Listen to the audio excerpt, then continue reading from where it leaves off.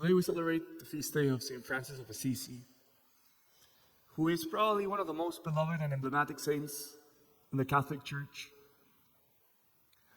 And I think that the life of St. Francis of Assisi was determined strongly by his encounter with a particular lady.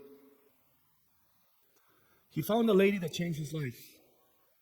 And that lady is not our Blessed Mother. And that lady is not even St. Clare of Assisi. Who is this mysterious lady that changed St. Francis of Assisi's life? Lady Poverty. Lady Poverty was the lady that changed his life, and in a way configured his whole itinerary and everything that he did. What is it that Francis discovered in Lady Poverty?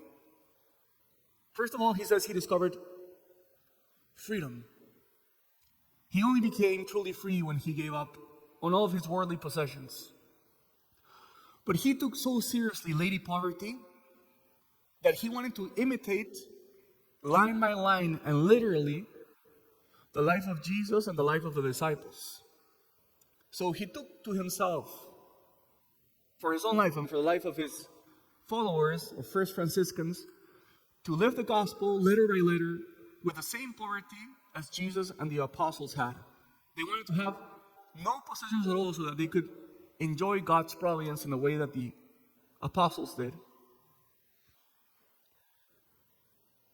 Lady Poverty also gave Francis of Assisi a chance to prepare himself for death.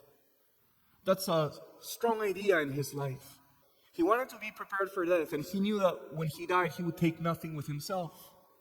So he was sure, in preparation for the day of his death, that he practiced having nothing with himself either, even when he was alive. But I think that the most profound experience of poverty that Francis had was stripping himself free from wanting to be liked, appreciated, and valued by others. Francis of Assisi embraced humility perhaps like no other saint, and embraced humiliations and procured them like no one else.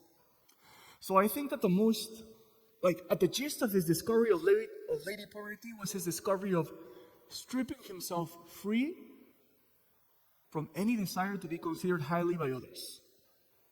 And I also think that this is a beautiful discovery that each one of us has to do. The discovery of saying, I can't please others. I can't be liked by others. I have to strip myself free from wanting to be,